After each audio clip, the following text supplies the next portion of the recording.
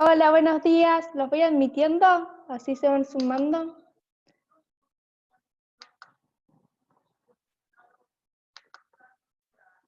Ahí están.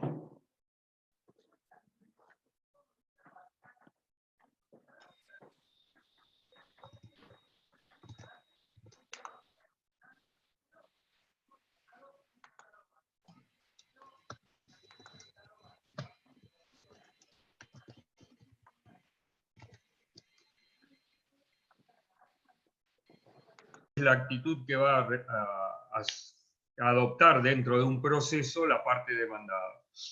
La realidad nos muestra, perdón, voy a apagar el celular así no me molesta.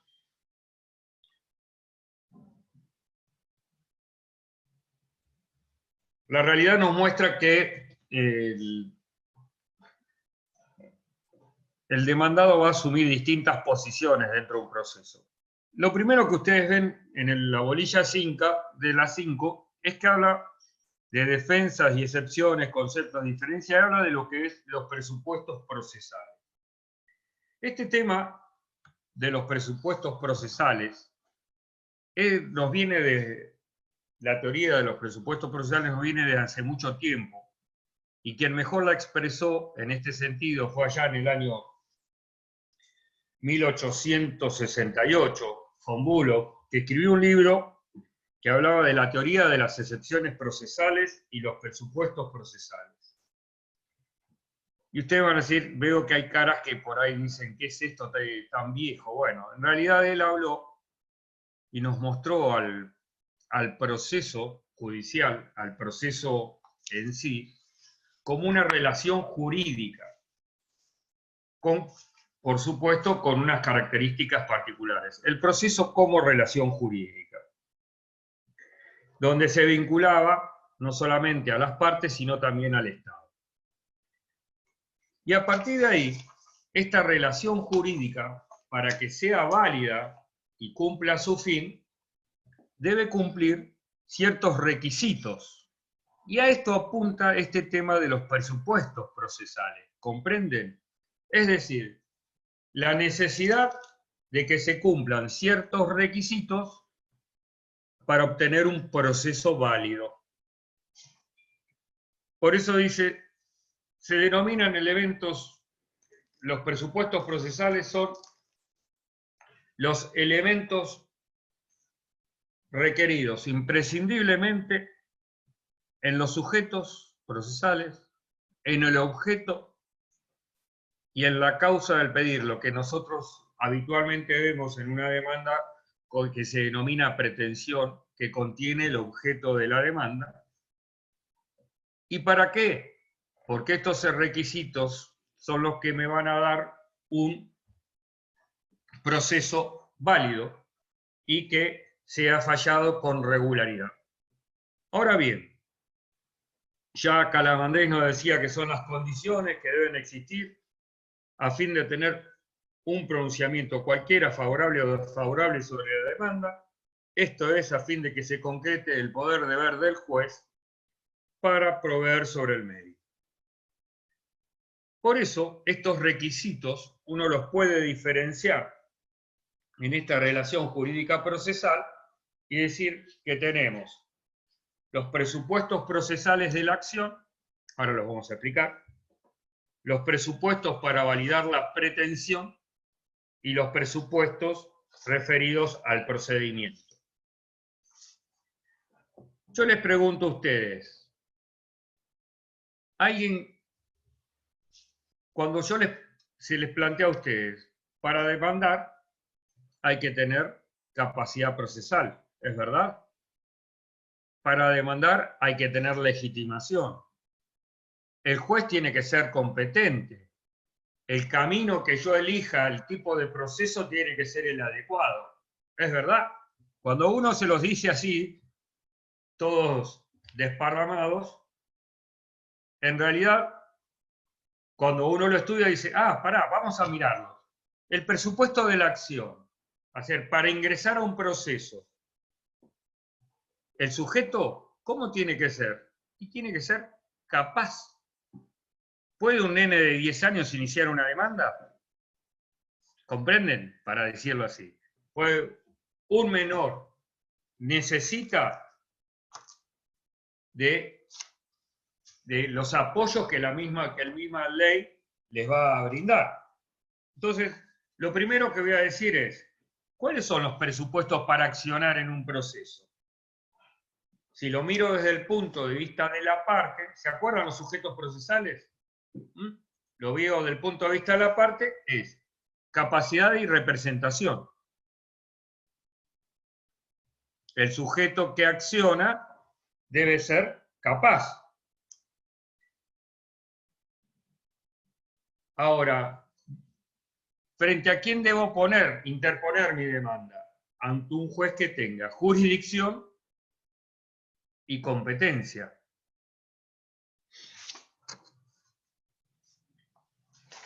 ¿Cuáles son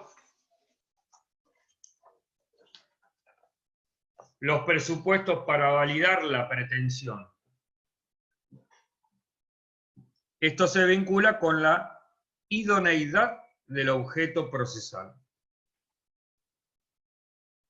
Es decir, esta posibilidad jurídica de dar curso a una relación procesal con los sujetos que la integran y respecto de la causa del pedir.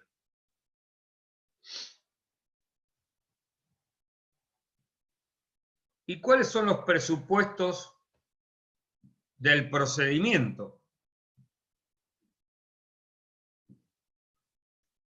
Son todos esos prototipos pensados para formalizar lícitamente este contradictorio y que en definitiva son las distintas etapas que debe atravesar un proceso judicial. Por eso es misión del juez controlar la regularidad de esos actos procesales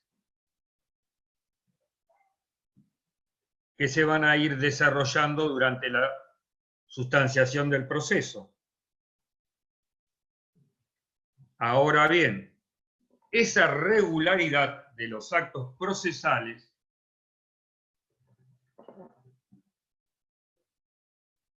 puede ser controlada por la contraparte cuando se le da la intervención y a partir de detectar la irregularidad en los mismos, plantear lo que se conoce con el nombre de excepciones procesales.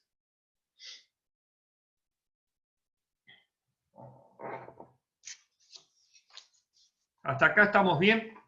Es decir, fíjense ustedes, mediante las excepciones procesales, yo voy a controlar todos estos presupuestos procesales. Cuando yo los invito a ustedes a tomar el código procesal ahora, y vamos a hacer, anticipándonos a las actitudes que puede asumir el demandado dentro de un proceso, a que lean el artículo 345 del Código Procesal, donde están las excepciones. Dice,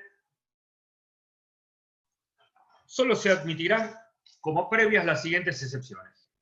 Solo lo que nos está diciendo es las excepciones enumeradas en los artículos 345, 346, 347 y 348 del Código Procesal Civil Nacional, es que la enumeración que emanan de estos dos artículos es taxativa. Pero fíjense, primera excepción, incompetencia, que es un presupuesto legal que acabamos de ver nosotros respecto del presupuesto para el ejercicio de la acción. Que después vamos a ver, cuando analicemos la excepción propiamente dicha, que este control de la competencia lo va a hacer el juez de oficio y lo tiene que hacer la parte. Primer presupuesto procesal, ¿entienden? Yo no puedo iniciar un juicio ante juez incompetente. Porque acuérdense siempre, el proceso es una relación jurídica. Y para que sea válida, hay ciertos requisitos que deben cumplirse. Primero, dijimos, presupuesto de la acción, competencia. Segundo presupuesto, capacidad procesal para estar en juicio, representación suficiente. ¿Cuál es la excepción? La excepción de falta de personería.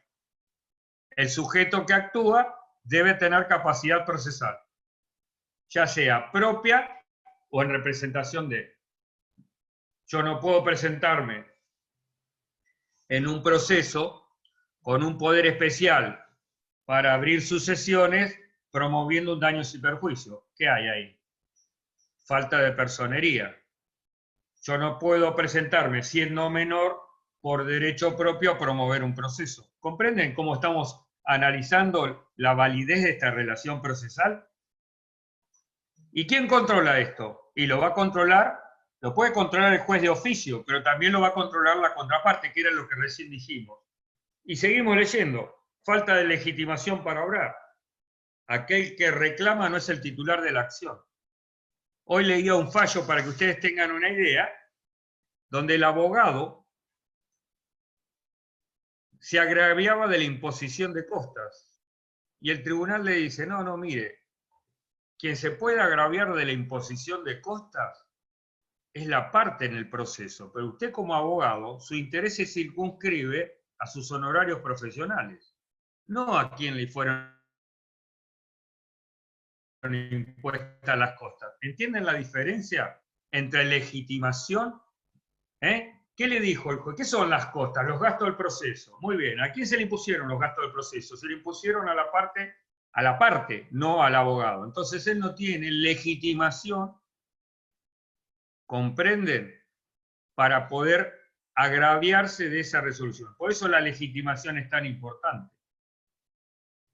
Y después seguimos analizando estos presupuestos procesales. ¿Tiene sentido iniciar un proceso en la litispendencia por identidad? ¿Puede permitir el Estado que haya dos procesos iguales, tramitando conjuntamente? No. Eso es la regularidad del procedimiento. ¿Y cómo lo controlo? A través de la excepción de litispendencia. Es decir, fíjense ustedes, estoy viendo la utilidad del proceso. Y así puedo seguir analizando las excepciones. Entonces, lo que acabamos de decir nosotros es, el proceso es una relación jurídica. Esa relación jurídica debe constituirse válidamente. Para esto se tienen que dar ciertos presupuestos. El Estado no tiene que gastar, el Poder Judicial del Estado no puede dispensar recursos y tiempo en procesos que no van a tener una sentencia útil, ya sea acogiendo o rechazando la demanda. Y a eso es a lo que apunta cuando nosotros hablamos de los presupuestos procesales. ¿Comprenden bien lo que son? Es decir, requisitos mínimos que se exigen a todo proceso para hacerlo válido. ¿Alguna pregunta sobre qué son los presupuestos? Ninguna. Bien. Esto es importante porque cuando uno entiende este tema de la relación jurídica, que es un proceso, y del análisis de los presupuestos procesales, después va a leer el artículo 345 del Código Procesal y se va a dar cuenta que ese artículo, cuando enumera las excepciones, tiene un orden lógico. Porque lo primero que tenemos que analizar nosotros, cuando tenemos que promover una demanda o cuando se promueve una demanda en contra de un cliente, lo primero que voy a analizar es si la demanda fue interpuesta ante el juez competente. Porque es el primer presupuesto procesal que yo voy a analizar. Y después, ¿qué voy a analizar? ¿Y aquel que demandó tiene capacidad civil? ¿O el abogado que demandó tiene mandato suficiente?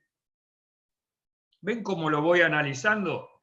Esto me enseña a cómo voy a pensar yo la demanda y cómo luego yo voy a pensar la defensa. Pensando en insisto, como dijo von Bülow allá hace mucho tiempo, el proceso es una relación procesal.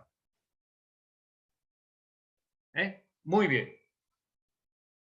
Vamos ahora, ¿qué actitudes puede asumir el demandado dentro de un proceso?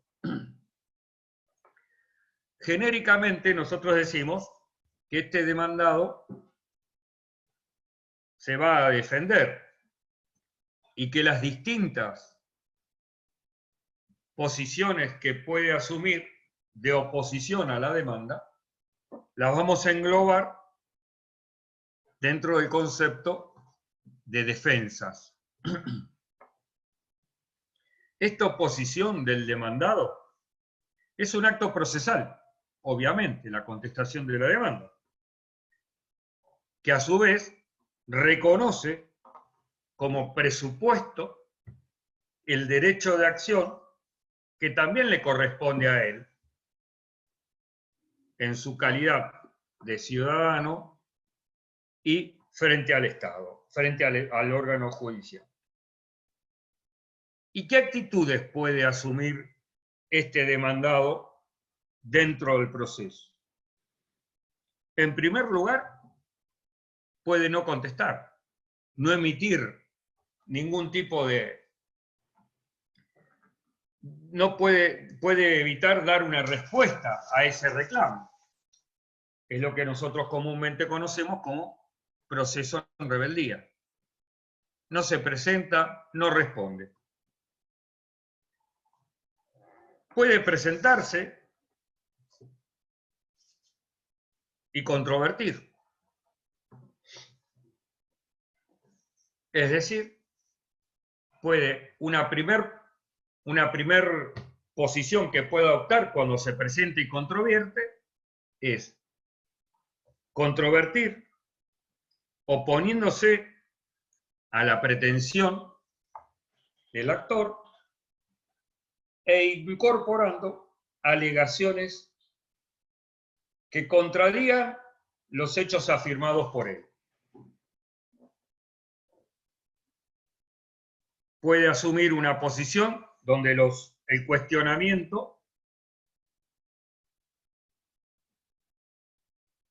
impida en forma provisional el progreso de la acción o alegue circunstancias que lo extingan definitivamente. Es decir, lo que le va a oponer al actor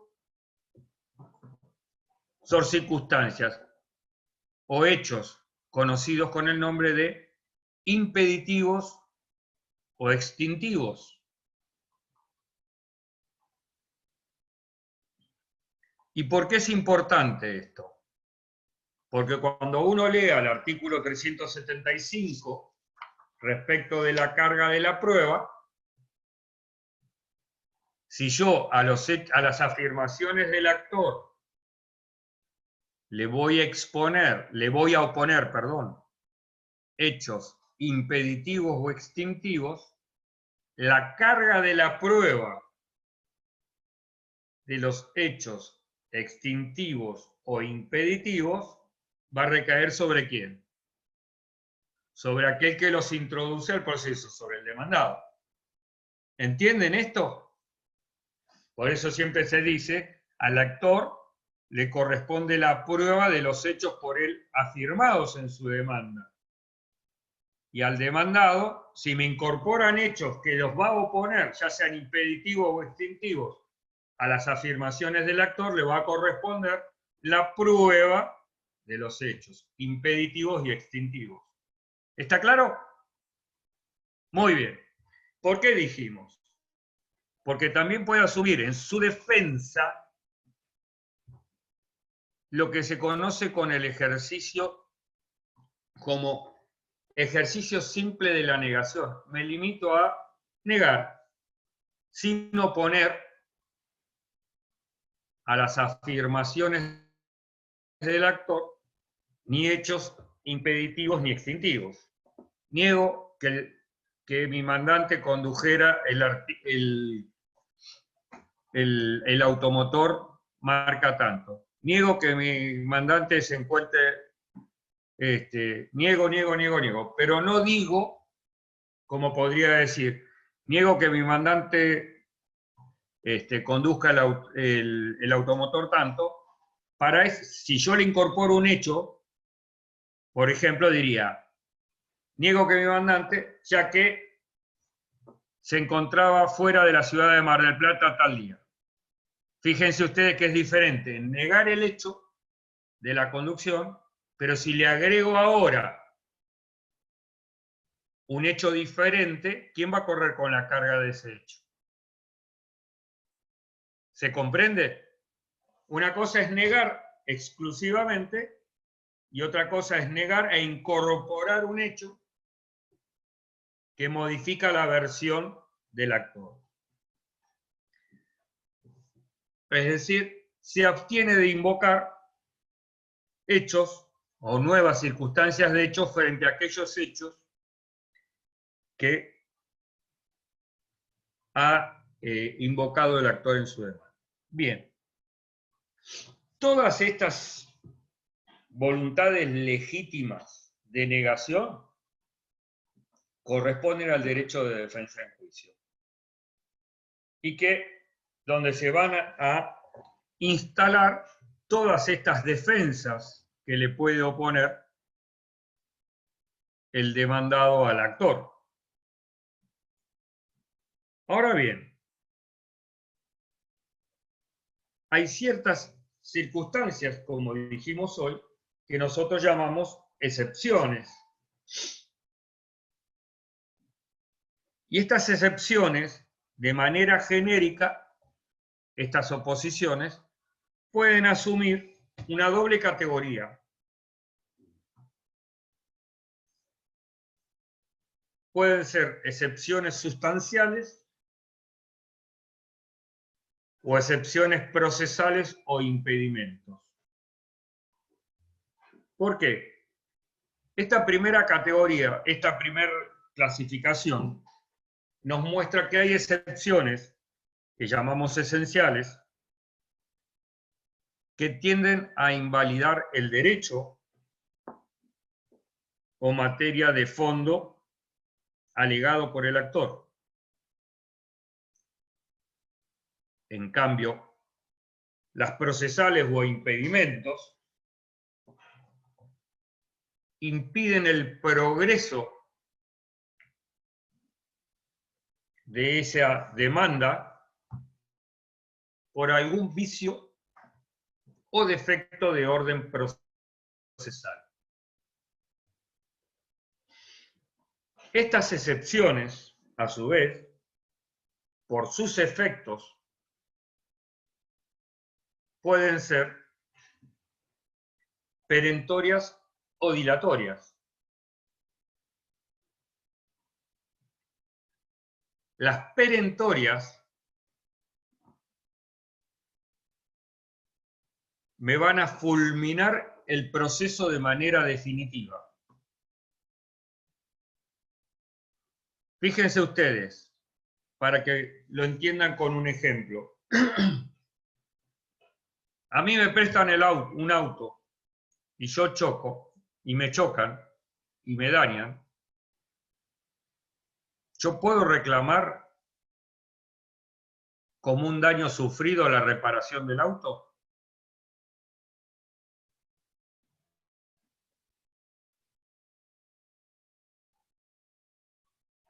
Habiliten el micrófono para darme una respuesta.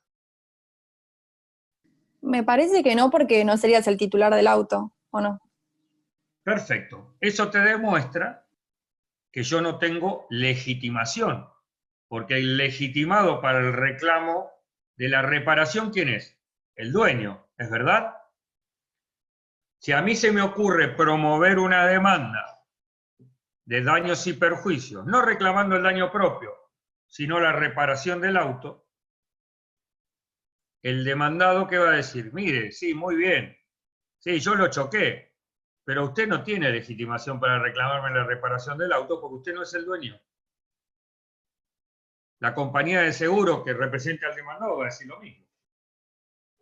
Si me oponen una excepción de falta de legitimación activa, esa es una típica excepción que va a fulminar la demanda, porque el juez le dice, sí, hago lugar a la excepción, rechazo la demanda. Lo fulmina el proceso, por eso ese tipo de excepciones es perentoria. Si se hace lugar a esa excepción, se fulmina el proceso. Extinguen definitivamente el derecho del accionante e impiden que pueda proponer una nueva demanda por el mismo objeto. ¿Está claro el concepto de excepción perentoria? Muy bien. Ellas hacen a los requisitos extrínsecos e intrínsecos de admisibilidad de una demanda. Y también a los de fundabilidad. Ahora vayamos a las excepciones dilatorias. En realidad, la excepción dilatoria lo que hace es paralizar este proceso, impidiendo su continuación. ¿Hasta qué? ¿Hasta qué oportunidad? Hasta que se subsane ese vicio denunciado. Temporariamente lo que van a hacer es imposibilitar un pronunciamiento judicial.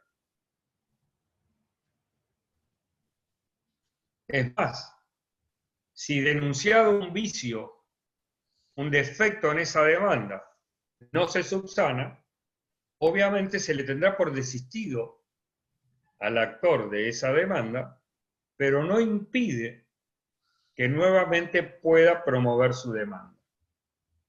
Fíjense ustedes,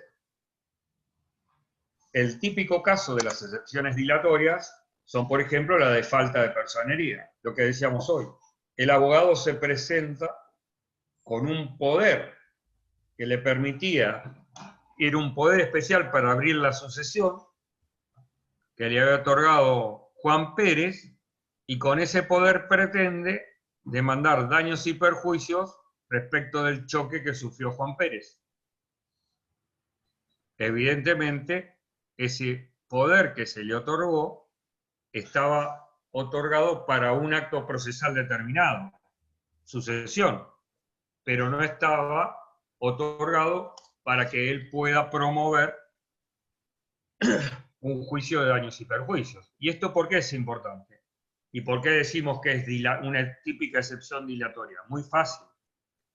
Porque determinado que carece de un poder que le habilite a demandar, ¿cómo se resuelve esto opuesta a la excepción de falta de personería? Otorgándole un plazo para que subsane esa deficiencia, me traiga un poder que le faculte a reclamar daños y perjuicios, bajo apercibimiento de tenerle por desistido del proceso. ¿Qué significa esto? Muy simple. Que se acabó este juicio de daños y perjuicios y él va a poder iniciar un nuevo juicio de daños y perjuicios, si vencido el plazo no subsanó el defecto. ¿Está claro? Como la típica excepción dilatoria o una excepción de lo que se conoce con el nombre de defecto legal que vamos a analizar ahora, donde lo que vamos a ver es que si se incumple alguno de los recaudos de una demanda que ponga en indefensión a la parte demandada, el juez lo que hace es fijarle un plazo para que corrija esa demanda, subsane ese defecto, bajo apercibimiento de que si no subsana ese defecto, lo que va a hacer es tenerle por desistida la demanda. ¿Qué significa? Y que después este actor podrá iniciar una nueva demanda. ¿Por qué? Porque no extingue de manera definitiva el derecho. ¿Está clara la diferencia entre excepciones dilatorias y excepciones perentorias? Tengo una consulta, profesor. Sí. Cualquiera de estas dos, las perentorias o las dilatorias, pueden hacer referencia a elementos sustanciales o procesales, o las perentorias van con los sustanciales y las dilatorias con los procesales. Y en general, vos a través de la excepción, ya sea dilatoria o perentoria, estás analizando los presupuestos procesales. ¿Qué quiero decirte con esto? Nosotros dijimos que los presupuestos procesales hacen a una relación procesal que te lleve a una sentencia de mérito útil. ¿Sí? No importa si la excepción es dilatoria o perentoria. En general, la perentoria lo que hace anticipadamente es decir, este proceso es un proceso que no tiene que tramitar. ¿Por qué? Porque tiene un defecto visceral. ¿Comprendés? En cambio, la dilatoria dice, este proceso es defectuoso, puede seguir adelante, ¿sí?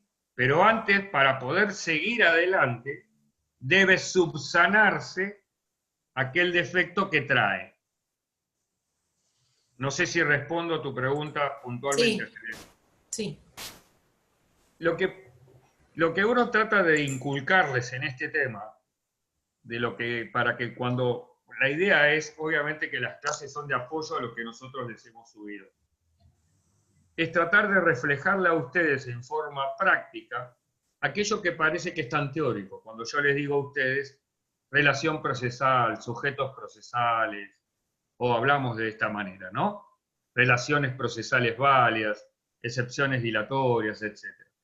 Pensemos que estamos frente a un expediente, o ya casi en camino al expediente virtual, donde quien promueve la demanda, el actor, es un sujeto procesal. La demanda es un acto procesal formal, que debe cumplir ciertos requisitos, y que si no se cumplen esos requisitos, cuando se corra traslado de la demanda, cuando se la presente al juez, el juez podrá denunciar, podrá advertir ciertos defectos que la aniquilan definitivamente o que son subsanables. Por eso cuando hablábamos hoy de los actos presupuestos, hablamos de los presupuestos para el ejercicio de la acción. Y dijimos nosotros, el presupuesto para validar la pretensión, la idoneidad del objeto procesal. Yo podría cobrarle y promover una demanda para tratar de cobrar mercadería que era de contrabando. No, porque tiene objeto ilícito. ¿Es verdad? Entonces, fíjense ustedes, ese presupuesto, si yo pongo en mi demanda, señor juez, vengo a cobro de presos, tal como lo adjunto en el contrato que celebré con Franco Gentile, este contrato tiene por objeto cobrar la suma de tantos pesos provenientes. Dije, no, soy vivo bárbaro. Cuando hice el contrato de reconocimiento de deuda, digo, no, por 20 iPhone traídos de Paraguay de contrabando, etc. ¿El juez qué va a decir? Del Cerro, ¿usted qué desayunó? Con whisky. Este objeto es improponible. ¿Y qué estoy analizando? ¿Qué está analizando el juez?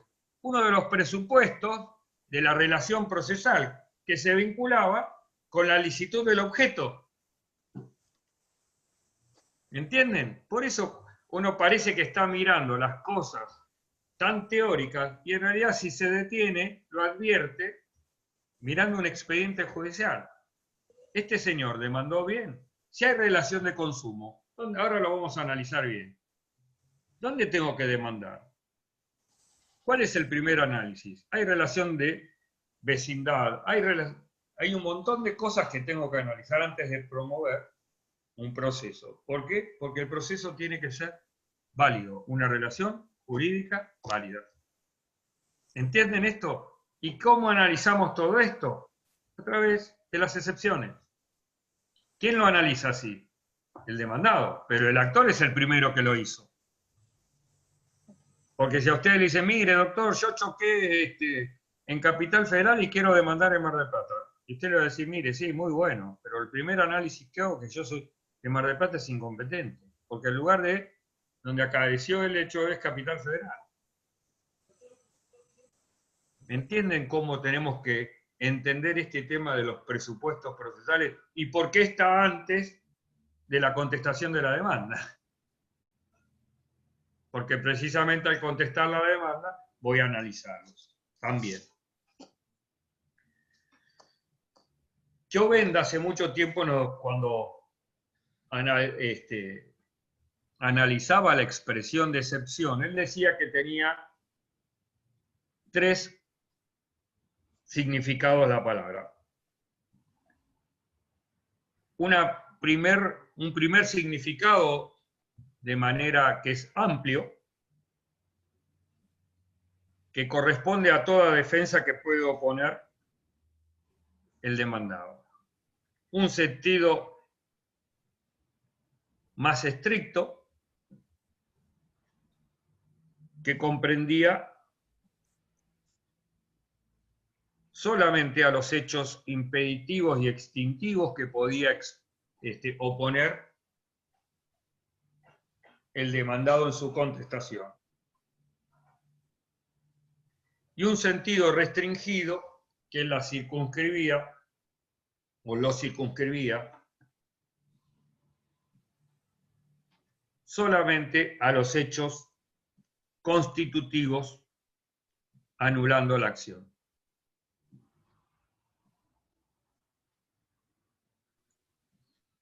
Muy bien. Corresponde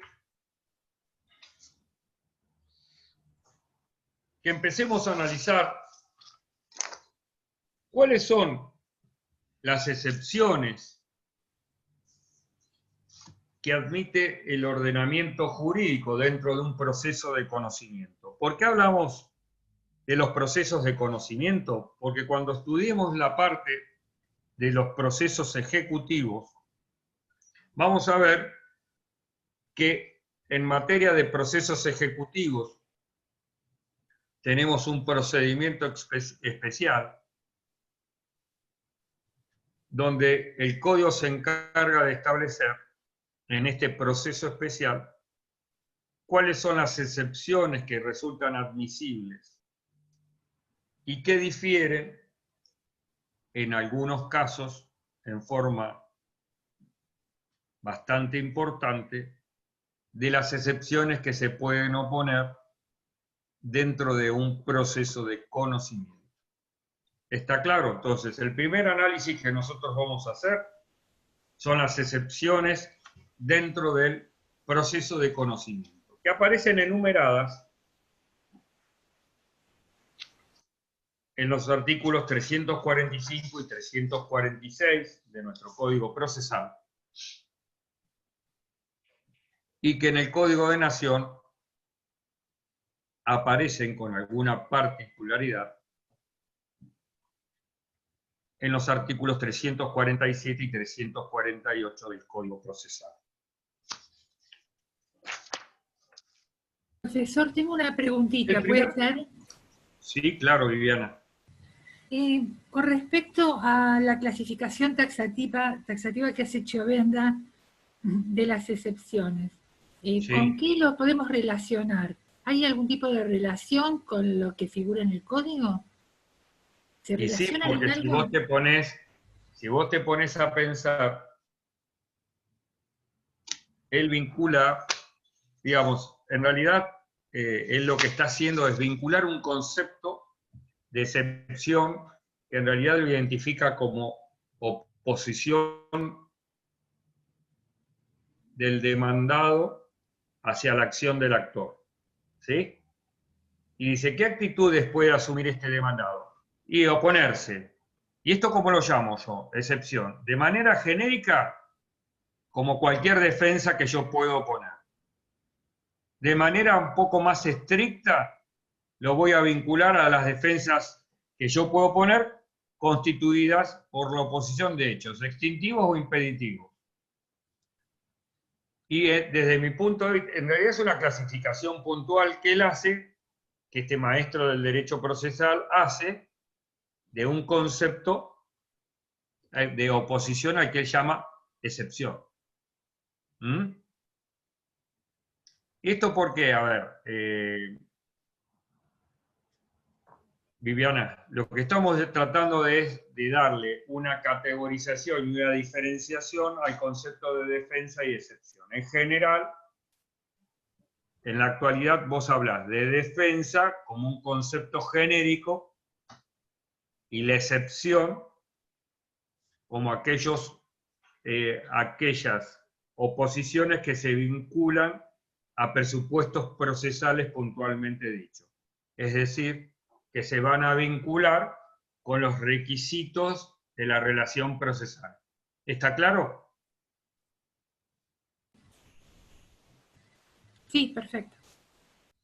¿Alguno le quedó alguna duda después de esta explicación? No. Muy bien.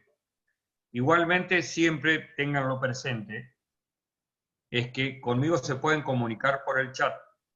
Cualquier duda, cualquier aclaración en algún tema que no les resulte fácil del estudio.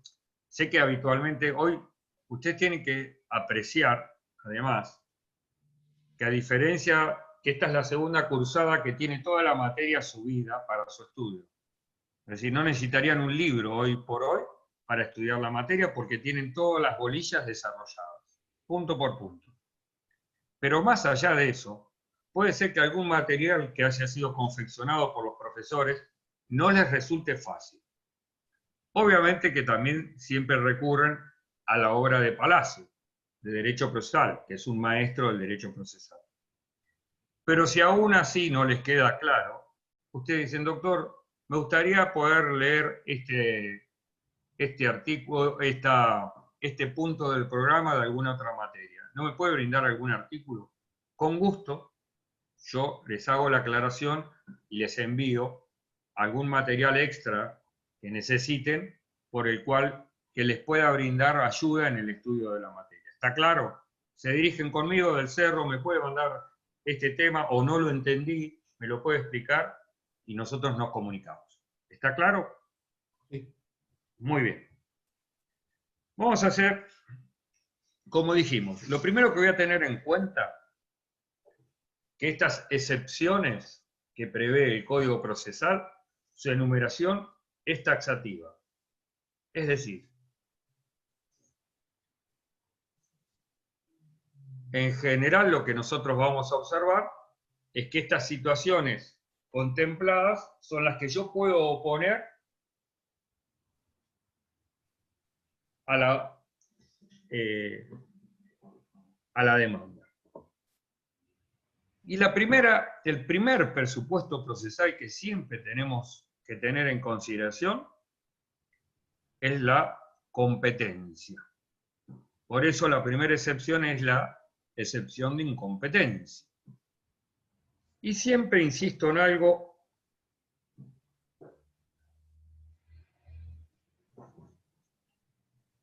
porque muchas veces, fíjense, el artículo 4 del Código Procesal, lo primero que me establece es la demanda debe ser interpuesta ante juez competente. Toda demanda deberá interponerse ante el juez competente. Ahora, cuando yo me siento como profesional, digo, ¿y cuál es la competencia? Entonces, yo tengo que hacerme un esquema en la cabeza, que es muy importante y que he tratado de reflejarlo en las clases. Lo primero es, ¿cuál es la primera división de competencia que es fundamental determinar? La que aparece en la Constitución Nacional. La competencia federal y lo que es competencia provincial. Esto es el primer análisis que siempre hago. ¿Y esto de dónde surge? Esto, de los artículos 116 y 117. Partiendo de la base, acuérdense siempre que la competencia en materia federal es porque le fue delegada por las provincias a las naciones, ¿verdad? Sí. Sí. Y todo aquello que no fue delegado se quedó a la provincia. Y esta primer pauta de competencia, ¿dónde están? Los artículos 116 y 117 de la Constitución Nacional, que me establecen casos de competencia que pueden ser originarios, es decir, la Corte va a actuar como tribunal ordinario, o podemos llegar a la Corte recién por el recurso extraordinario, pero iremos a los juzgados federales para tramitar la causa de carácter ordinario.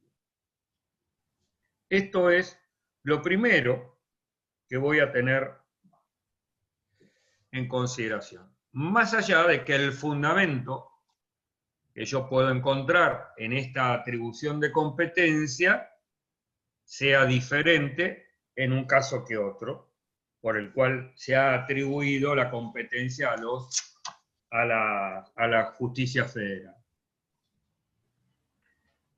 Pero también voy a tener en cuenta siempre que de esta competencia federal que se atribuye en razón de la materia es exclusiva y excluyente. Esa es una pauta, acuérdense, en razón de la materia es exclusiva y excluyente. ¿Y esto por qué es importante tenerlo en consideración? Porque dada esta característica, los tribunales provinciales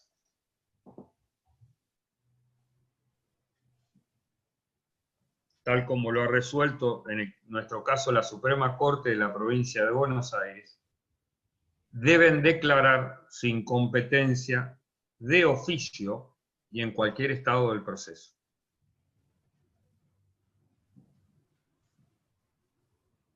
Lo que sí voy a tener en consideración es que la competencia federal atribuida en razón de las personas,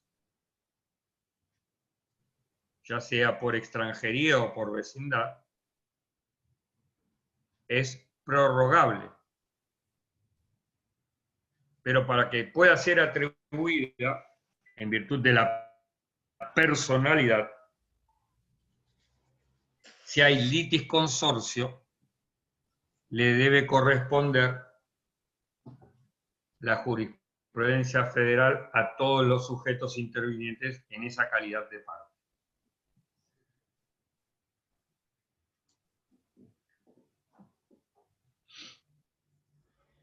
El segundo análisis que voy a hacer, que es muy importante también,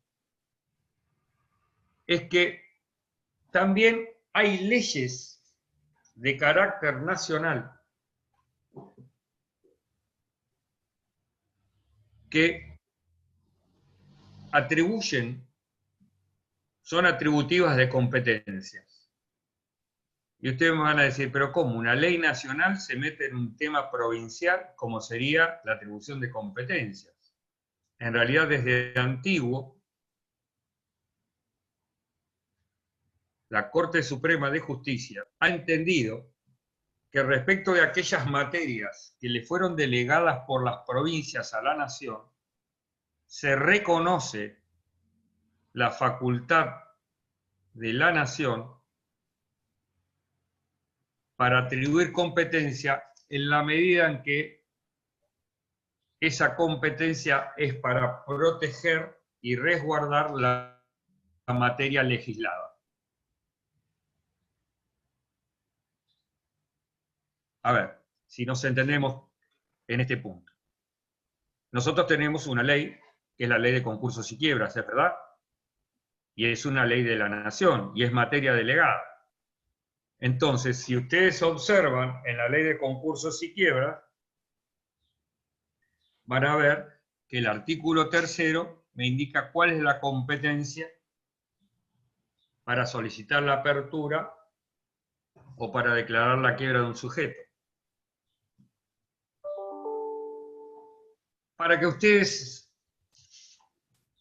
que viven en Argentina, en este caos llamado Argentina,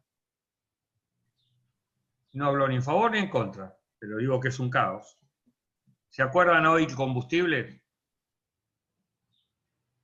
¿Qué quiso hacer hoy el combustible? Transfirió su domicilio social y pidió la apertura del concurso en Santa Cruz.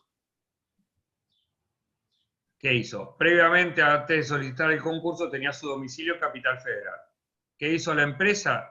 Trasladó su domicilio a Santa Cruz y dijo, bueno, ahora pido el concurso preventivo acá, en Santa Cruz. ¿Qué le dijeron?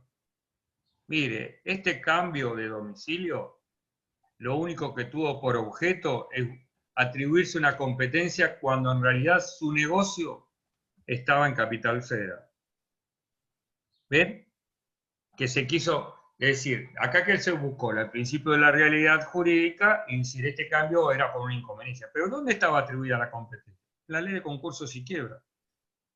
En materia de familia, en materia del niño, ¿dónde se creen que está ustedes la competencia para tramitar una causa de divorcio, de separación, de divorcio, una causa de patria potestad, de cualquiera de las causas del derecho de familia? La atribución está en el Código Civil y Comercial. ¿Comprenden? Después vemos algunos excesos que por ahí uno puede ver en materias disponibles. Pero también tenemos normas de competencia en la ley de cheques, en la ley de tarjeta de crédito.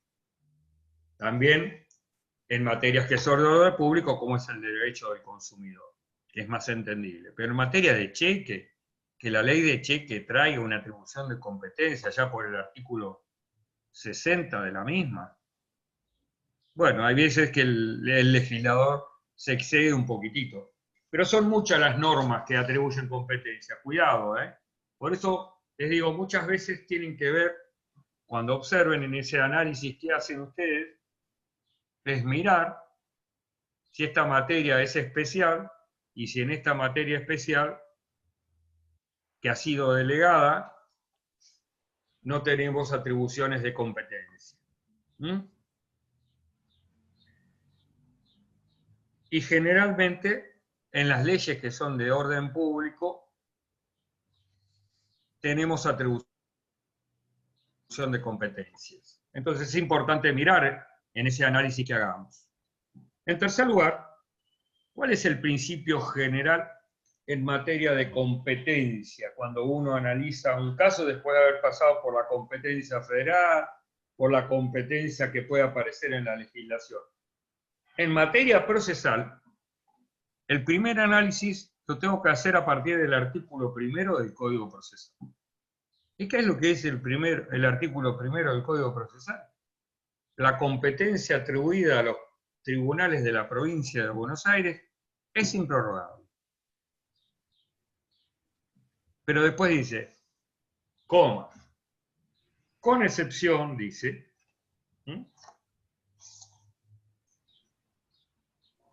la competencia territorial en los asuntos exclusivamente patrimoniales que podrá ser prorrogada de conformidad de partes. ¿Por qué es importante mirar esto?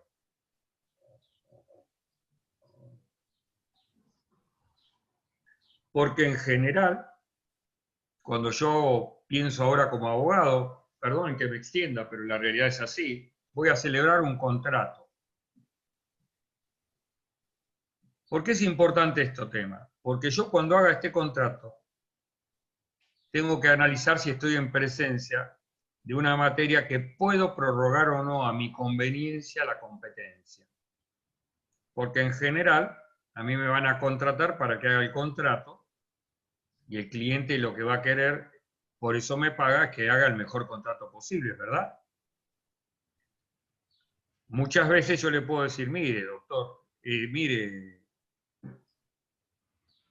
Juan, la verdad es que los tribunales de Mar del Plata andan bárbaros, pero en esta materia, por ejemplo, es una materia patrimonial, es prorrogable. Yo preferiría poner una cláusula de que como la materia es prorrogable, yo preferiría poner una cláusula que le atribuimos la competencia al Tribunal Arbitral del Colegio de Abogados. ¿Y sabe por qué? Porque a mí me conviene más, porque tengo 3 jueces en este tribunal, puedo renunciar al recurso de apelación, solamente pueden plantear la nulidad del laudo arbitral, etc. Tengo muchas ventajas, que si voy a la justicia y hoy anda como la mona, está saturada, no me interesa. ¿Puedo hacerlo? Perfectamente. Y es muy común en contratos comerciales de muy importante entidad que nos encontremos con estas pautas de atribución de competencia. ¿Comprenden? Entonces, cuando yo analice un caso y tenga que analizar, voy a decir primero, ¿esta materia es prorrogable o no? A ver, y si es prorrogable,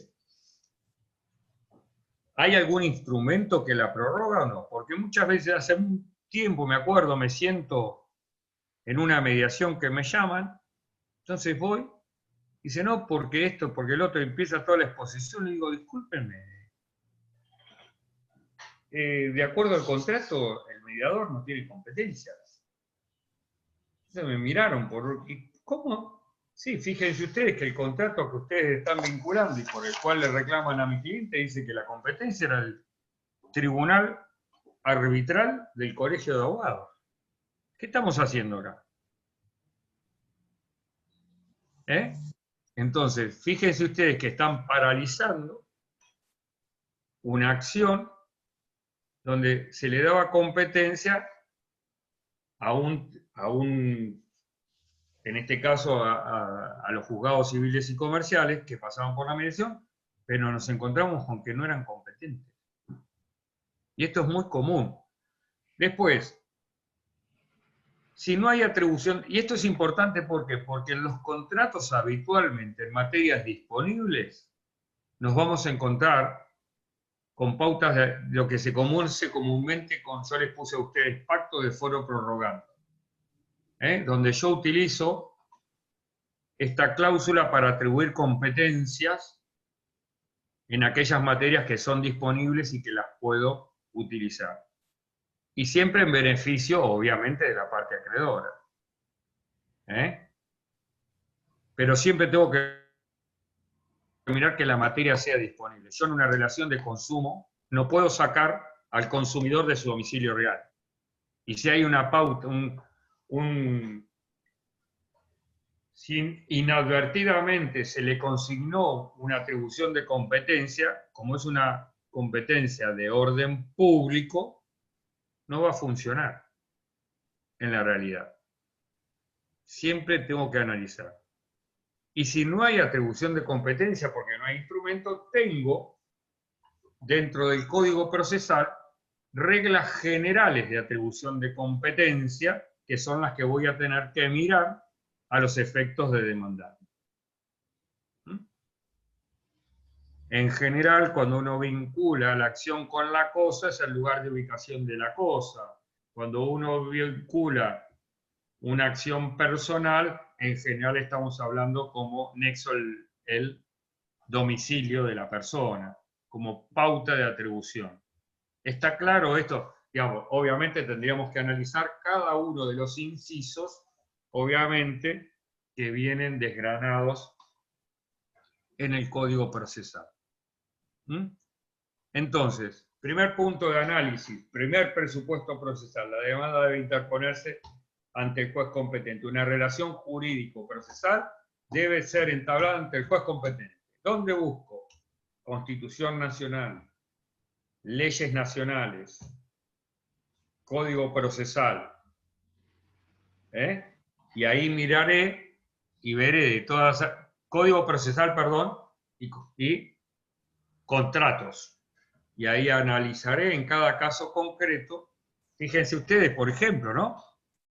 Qué cosas que parecen muchas veces hasta que pueden pasar desapercibidas. Y siempre recuerdo yo, en un juicio ejecutivo, que lo van a ver cuando me tengan a mí en la práctica procesal, allá en la última práctica procesal civil y comercial 2, que hablamos de los procesos ejecutivos y enseñamos que los títulos ejecutivos, cheque, pagaré, etc., son instrumentos rápidos de cobro, que no nos podemos meter en la causa de la obligación. ¿Y ustedes se imaginan un pagaré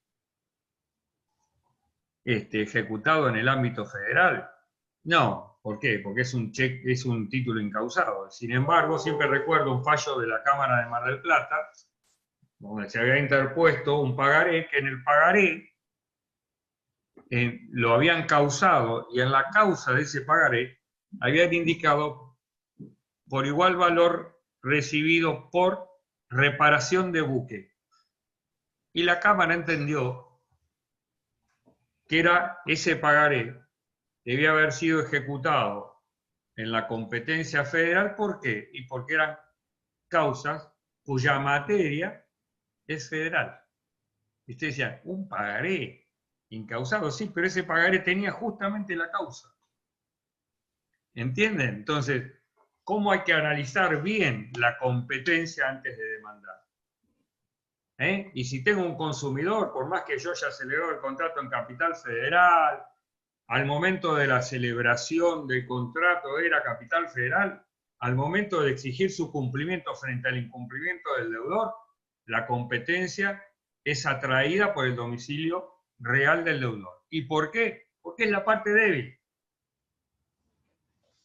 Por eso la relación de consumo es tan fuerte. Por eso también, otra de las cosas que siempre tienen que analizar, más allá de federal o no, que es obviamente el primer análisis, es si hay relación de consumo o no. Porque hoy la relación de consumo tiñe todo, chicos. El consumo siempre van a ver que los ministros de Economía que dicen, es el motor de la economía. Entonces, ojo, porque la relación del consumo está con normas claras en una ley, primero el artículo 42 de la Constitución Nacional, pero después tenemos la ley 24.240 y hoy tenemos, fíjense, en materia de contratos, en el Código Civil y Comercial, justamente normas contractuales del consumo, que se repiten muchas, y después normas de contratos bancarios para consumo. Entonces, hay que analizar siempre muy bien este tema de la competencia. Y el primer análisis que vamos a hacer, tanto para demandar como para defender a nuestro cliente. ¿Y cómo lo denunciamos? A través de la excepción de incompetencia. Porque si la competencia es prorrogable, como me decía el artículo 1, el juez no puede declararla de oficio. ¿Entienden? Esto es muy importante. Si yo tengo una competencia en un contrato de locación que se le atribuye al Tribunal Arbitral de Mar del Plata, promuevo mi demanda de desalojo ante el Juzgado Civil y Comercial, el juez no puede decir, ah, no, mire, acá en el contrato dice que tiene que intervenir el Colegio de Abogados de Mar del Plata, soy incompetente. No, no puede. ¿Por qué? Porque la competencia es prorrogable. ¿Está claro? Entonces, ¿quién puede denunciar la incompetencia? El demandado. Si no la denuncia, como es una competencia perfectamente prorrogable, si consiente esa competencia, ya como dice el mismo código, consentida la competencia ya no podrá ser impugnada posteriormente. Fíjense que dice el artículo 4. Toda demanda deberá interponerse ante juez competente, y siempre que de la exposición de los hechos resultare no ser de la competencia del juez a de quien se deduce, deberá dicho juez inhibirse de oficio. Cuidado, inhibirse de oficio si la competencia no es prorrogable, obviamente. Pero a renglón seguido es, si la competencia es prorrogable, le digamos nosotros, consentida o ejecutoriada la respectiva resolución, ya no puede arguirse en lo sucesivo. ¿Está? Muy bien. Ahora bien, para oponer una excepción de incompetencia, hay requisitos de admisibilidad. ¿Qué son los requisitos de admisibilidad? Los requisitos formales que se me exigen cuando yo la tenga que proponer. ¿Y eso dónde está? En el artículo 347. Entonces dice, si la de incompetencia lo fuere por razón de la distinta nacionalidad y no se acompañara el documento que acredite la del oponente. Claro, yo digo, ah, no, yo soy extranjero. Al ser extranjero, en vez no me puede usted demandar ante el Tribunal Civil y Comercial de Mar del Plata. Pero para eso me dicen, bueno, pero traiga la acreditación documental de que usted es extranjero. Entonces, eso es lo que le piden a ustedes como requisito de ¿qué? De admisibilidad. El requisito ese formal que debe ir acompañando el planteo de la de la oposición de esta excepción, o si digo, ah, no, mire, yo soy, tienen que ir al Tribunal Federal porque yo soy correntino. Bueno, tráigame la constancia que en principio surgirá de su documento de identidad de que usted es correntino. Ahora, la pregunta que yo les hago a ustedes, ¿basta? Pensemos, ¿basta con que yo traiga mi documento que dice que yo vivo en Corrientes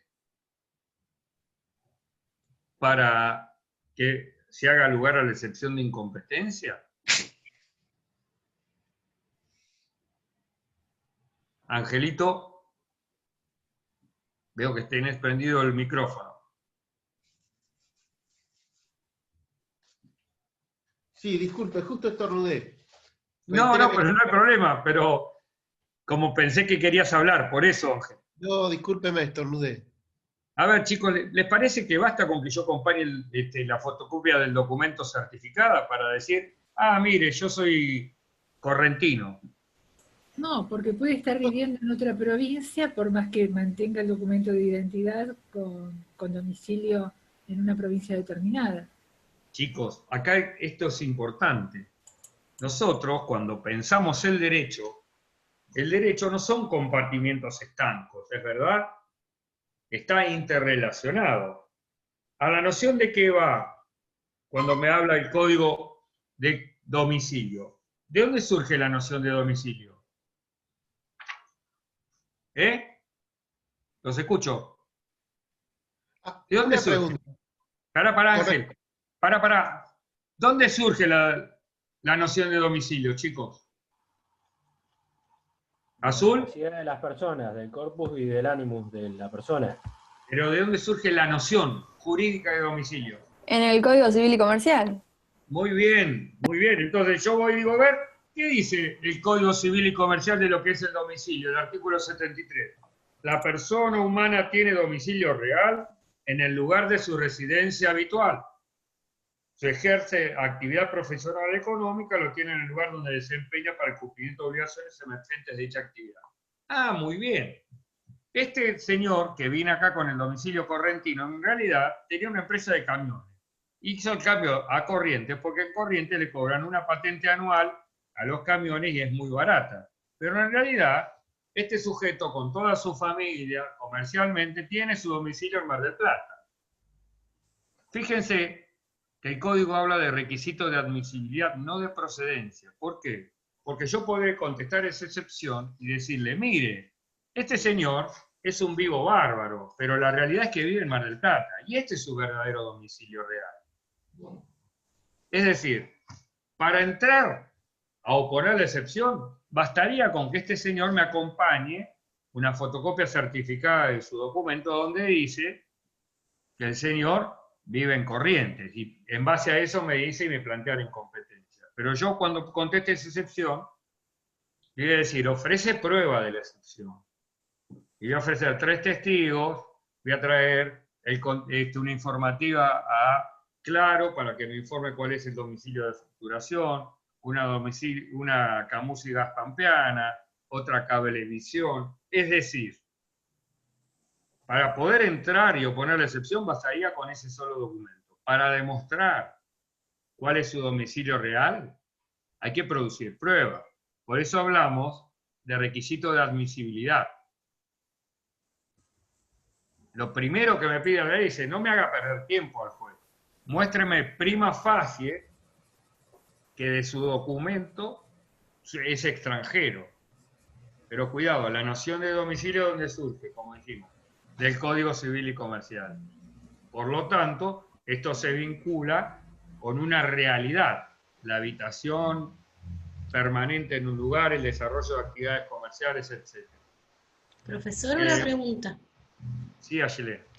En el caso de ese ejemplo que dio usted, ¿qué pasaría? ¿Yo tendría que litigar en Corrientes si él, si no pudiera demostrar que vive acá en Mar del Plata?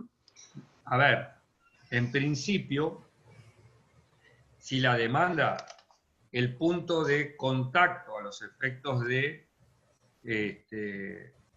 demandarlo es el domicilio real del deudor, tendrás que demandarlo en corriente. Lo que él te podría decir es, a mí me corresponde otra competencia, que puede ser o la federal por razón de distinta vecindad, suponete que sea Mar del Plata el domicilio donde vos debés demandar, pero te la cambia a la federal porque él es extranjero, digamos, es vecino de otra provincia. Que es lo que te dice el artículo 116, competencia entre vecinos de distintas provincias. Es decir, acá vos analizás dos cosas. Pero ¿cuál sería mi desventaja si yo lo que quiero es cobrarle? ¿Que sea por la justicia provincial o por la nacional? No, está bien, pero vos ahí le erraste, vos no sabías. Suponete que vos decís, yo contraté con este sujeto.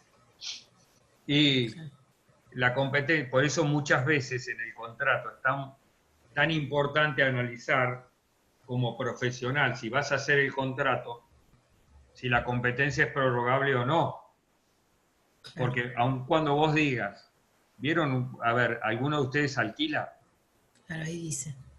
Viste que habitualmente termina el contrato y donde vos decís, hay dos cosas que son muy importantes en esa cláusula que ponemos al final del contrato. Una tiene que ver con la atribución de competencia y otra con el domicilio especial, que vos decís, para todos los efectos legales y extralegales, judiciales o extrajudiciales del presente contrato, las partes constituyen domicilio en tal lugar. Ese es un domicilio de elección que te desplazaría en la relación contractual al domicilio real. Punto primero. Pasaste del 73 al 75 del Código Civil. Es importantísimo. Y después decís, y se someten a la competencia de los tribunales ordinarios del Departamento Judicial de Mar del Plata. ¿Qué hiciste ahí? Si este sujeto que vino a alquilar a Mar del Plata un local, suponete para pasar la temporada, le dijiste, tiene derecho a que como vecino de otra provincia tenga que ir a reclamarle los alquileres al federal. Renuncia a eso porque acordate que la competencia federal en razón de la persona, ¿vieron que elige lo primero? Es prorrogable. Entonces, ese individuo, vos ya lo sacaste de ese fuero federal, como yo siempre digo, cuidado, que la diferencia entre el fuero federal y Mar del Plata, siempre hago el mismo chiste, chicos, es malísimo, pero es muy cierto. Son 8 cuadras. Claro. Salgo de Corrientes, Tucumán, toda la zona de Corrientes, Tucumán, Brown, y fui a Independencia y Bolívar. Pero claro, ya tengo un código diferente, cierta, que si bien eran los códigos cuando nacieron en el año 68 eran iguales, ahora son bastante diferentes, ¿comprenden? Entonces, a mí me conviene en el análisis contractual analizarlo. Porque entonces yo como no ejerzo ni nada, ni estoy en el tema, se supone que es más conveniente litigar en el provincial que en el federal. No es que sea más conveniente o no. Es decir, son dos códigos diferentes. Claro. Podés tener ventajas. A ver, suponete en un contrato donde vos decís, a ver, ¿cuál es el criterio de la justicia federal en materia de intereses contractuales? ¿Pone límites o no? ¿Qué te quiero decir con esto? Por ahí a vos te convenía mantener la justicia federal, ¿por qué? Porque en un momento Mar del Plata tenía límites para todas las tasas de interés. Entonces te decía, la tasa de interés en un contrato es del 24%. Si el contrato tiene garantía hipotecaria es el 4%. Si es en moneda extranjera, 4%. Si en pesos era el 6%. ¿Comprendés?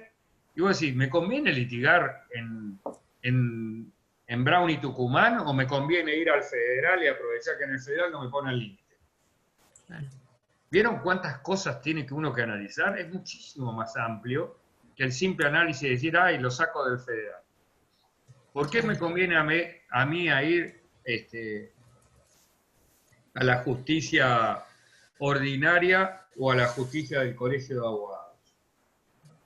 Y porque yo tengo 3 jueces que son 3 jueces que los conozco de la facultad, supongamos, doctor Brun, doctor Acosta, doctor Hoff, y digo, uy, son 3 súper. Estos no se van a mandar ninguna macana, me van a garantizar una sentencia, entonces yo parto de ese presupuesto. Además, si bien los procesos son de carácter ordinario, son mucho más, más rápidos. Y además lo que ellos resuelven, ¿saben qué? Solamente es apelable por nulidad. Fíjate todas las ventajas que vos analizaste y que le vas a explicar a tu cliente al momento de celebrar un contrato. O al revés. Cuando te venga a ver tu cliente, decir, a ver, ¿por qué lo están demandando? Era lo que les decía hoy. Me llevaron a una mediación y resulta que cuando me senté, me mostraron el contrato por el cual me habían citado, porque ustedes les notifican la mediación, pero no le dicen por qué. ¿Es verdad? Se van a enterar en la mediación. Y precisamente ahí, a ver, miran, competencia al Tribunal Arbitral de Mar del Plata. Materia prorrogable. Hola, buen día. Sí, bueno, cierre la mediación porque no le reconozco la competencia a usted. Nos vamos, nos vamos. ¿Saben qué lindo su cliente si ustedes fueron a mediación? Digan, doctor, ¿no miró que el contrato decía Tribunal Arbitral de Mar del Plata? Ahora hay que pagarle a este señor mediador. Entonces, fíjense que el análisis de la competencia que parecía sencillo, cuando yo les leí a ustedes el primer inciso, dice, si la competencia fuera en razón de distinta nacionalidad y no se acompañara el documento que acredite la del oponente. Ah, está bien. Acá está el documento. ¿Eso es definitivo? No. ¿Por qué? Porque el concepto de domicilio surge del Código Civil. Yo podré demostrar perfectamente que el asiento principal de la familia y de los negocios de ese señor es Mar del Plata.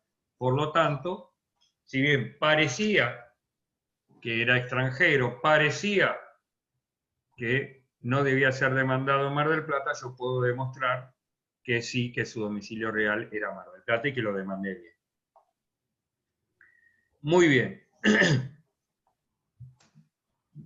Sintéticamente yo les puse en el artículo, sintéticamente, acreditación documental del hecho alegado. Lo que no significa que eso sea que me den la razón. Analizada la excepción, que yo pueda demostrar que no es cierto. Ahora bien, ¿qué pasa si el juez acoge la competencia? Dice, sí, tiene razón, yo soy incompetente. Y acá hay dos soluciones que prevé el artículo 352. Si la competencia corresponde al mismo juez, a un juez de la misma jurisdicción, fíjense ustedes la particularidad. Y esa particularidad es que se le va a remitir el expediente para que continúe por ante esa competencia. Por ejemplo, promuevo mi demanda como atiendo al acreedor yo, y el acreedor es Luro Autogar. Y va a demandar Luro Autogar a un señor que le compró un par de zapatillas y que ahora vive en Dolores. Y le hizo firmar un pagaré y un contrato por esas zapatillas. Y lo demanda acá en Mar del Plata, porque en el momento. Viene el señor y dice, mire, yo soy consumidor, mi domicilio real es Dolores, por lo tanto esta demanda, el juez competente es Dolores. ¿El juez de Mar del Plata sabe lo que hace? Si hace lugar a la demanda. Tiene razón. Remítase el expediente al señor juez con competencia civil y comercial del juzgado de Dolores. Eso es lo que corresponde. Pero, ¿qué pasó con esto? Y la excepción lo que hizo es llevar el expediente que va a continuar en Dolores. Diferente cuando la competencia pertenece a una distinta jurisdicción. Porque en este caso lo que corresponde es el archivo de la causa. ¿Esto qué quiere decir? Que el señor va a tener que iniciar una nueva demanda, porque esto que hizo acá no sirve. Ante el juez competente para conocer. A ver, era Capital Federal. Ahora, esta demanda que tramitaba ante el Juzgado Civil y Comercial número 1 de Mar del Plata debe tramitar ante el Juzgado en lo Civil o ante el Juzgado Comercial de Capital Federal. ¿Qué hace Mar del Plata? Ordena el archivo. Entonces el actor pagará las costas, tendrá que pedirle al juez desglose la documentación original, devuélvamela, y como abogado se la tendré que enviar a un abogado en Capital Federal, en la Ciudad Autónoma de Buenos Aires, para que promueva la demanda allá, en aquella localidad.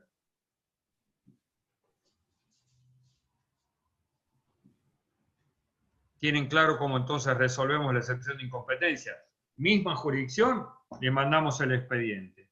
Distinta jurisdicción, corresponde ordenar el archivo y el actor tendrá que iniciar una nueva demanda por ante el juzgado competente. Muy bien. Ya estamos en horario. Estarán cansados, les tiré mucha información. Nos vamos a ver el día martes, si Dios quiere, 13:15. Vamos a seguir analizando las excepciones.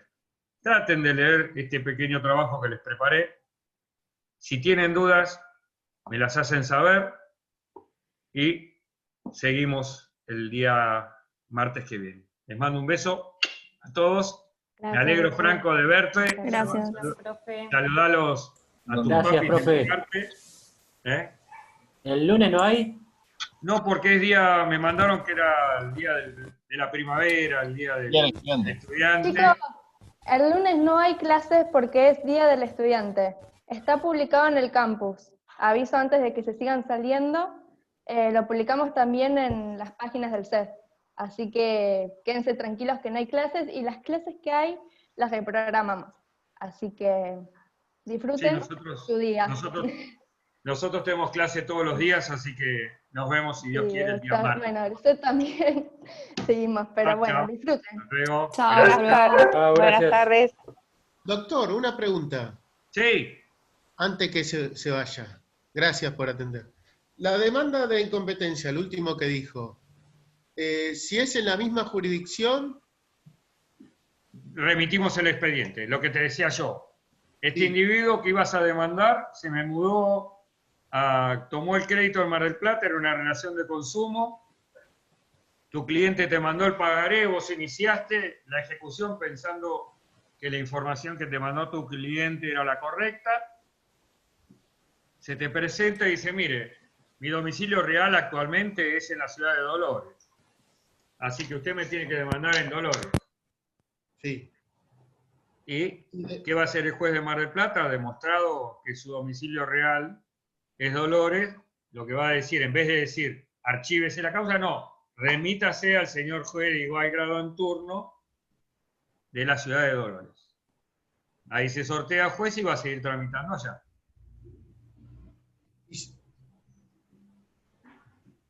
Ahora, si el señor viene y te plantea la incompetencia, dice mi domicilio es Capital Federal, lo que corresponde en ese caso es archivar la causa. O sea, que tendría que volver a pagar la tasa y todo eso. Y claro, Y por Capital Federal porque es Justicia Nacional.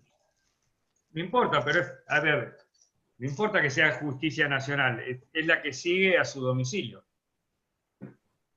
Acordate que encima vas a tener civil y comercial. A ver, si es una ejecución de alquileres que te iniciaron acá y correspondía a Capital Federal, es justicia civil.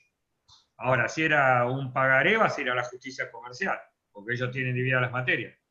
Discúlpeme, doctor. ¿Y por qué en Capital Federal se archiva la causa? Porque es distinta jurisdicción, porque corresponde a distinta jurisdicción. Claro, porque una es provincia y la otra Y ya no. a ver, puede ser que corresponda también a Córdoba, y es otra Claro, sí, jurisdicción. perfecto. Porque es distinta jurisdicción, por eso. Porque es distinta jurisdicción, exactamente. Perfecto. Y lo que usted me preguntó, justo después me di cuenta porque era diferente domicilio, pero lo dijo otra compañera. Bueno, doctor, muchísimas No, gracias por su tiempo. Lo que yo siempre digo, que es muy importante que tengan en cuenta, que estamos siempre en presencia de vasos comunicantes. Entonces, pensar que yo sé procesar, porque estudio el código procesal, cuando está todas las materias interrelacionadas. Fíjense ustedes que nosotros tomamos como punto de contacto en la acción personal el domicilio. Y yo les dije a ustedes, fíjense que el domicilio es una noción que sale del Código Civil y Comercial. No está en el Código Procesal. El Código Procesal va a decir, usted tiene que demandar en el domicilio del deudor. Ahora, después que veamos todas las cuestiones que se vinculan con el domicilio, ¿dónde están? En el Código Civil y Comercial. Por eso yo hablé hoy de domicilio de elección. Porque en una contratación el domicilio de elección del 75 desplaza al 73, al real. Y lo puede desplazar en la medida en que la competencia sea prorrogable. Pero si no es prorrogable, no lo podrá desplazar o no. Entonces, ¿qué estamos mirando ahí? Y estamos mirando Código Civil, relación de consumo, Código Procesal. Fíjense todas las cosas que miramos. Claro, pero si tiene tiempo. Pero si una persona que nació en Corrientes, y el documento del DNI dice, sí, nací en Corrientes, pero vive acá hace 10 años, póngale, que hay muchos casos que pasa, y compró algo acá, la No, justicia... está bien, pero la noción de concepto, a eso voy yo. La noción de concepto del domicilio te habla sobre una situación que te vincula con un lugar para la vivienda, para el desarrollo comercial, etc. Si este sujeto se quiso hacer el vivo y sigue con el documento viejo, y entonces le dice al abogado, no, pero yo tengo el domicilio en Corrientes, doctor, ¿por qué no le jodemos al doctor del Cerro hablando en criollo y le planteamos la incompetencia? Porque, claro, y bueno, ¿y cómo lo probamos? Entonces el abogado vivo le dice, bueno, traigamos tu documento de identidad que dice que es Corriente. Y vos le hablás con tu cliente y decís, che, este sujeto es de Corrientes, pero no, si vive con toda la familia a la vuelta de mi casa.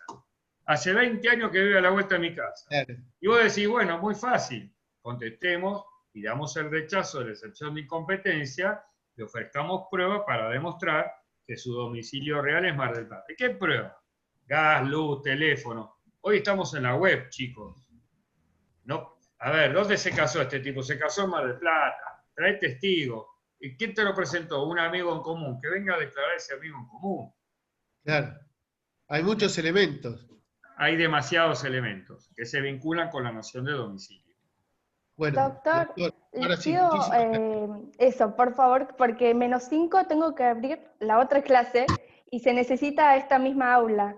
Así Bueno, que, nada, por favor, mil devolvamos disculpas el si aula. interrumpo, Bueno, pero muchas gracias, doctor. sí, porque Chao. -5 la tengo que abrir la otra clase. Gracias. Que Chau, tengan chau. todos un muy buen día del estudiante a pesar de este contexto y que lo puedan disfrutar. Se lo merecen porque la verdad que seguir así, cursando en esta modalidad virtual, están pasando todos los obstáculos. Así que bien merecido este día estudiante. Bueno, Beso muchísimas grande. gracias. Chau, chau. Gracias, hasta luego. Chao, gracias. Buenas tardes a todos.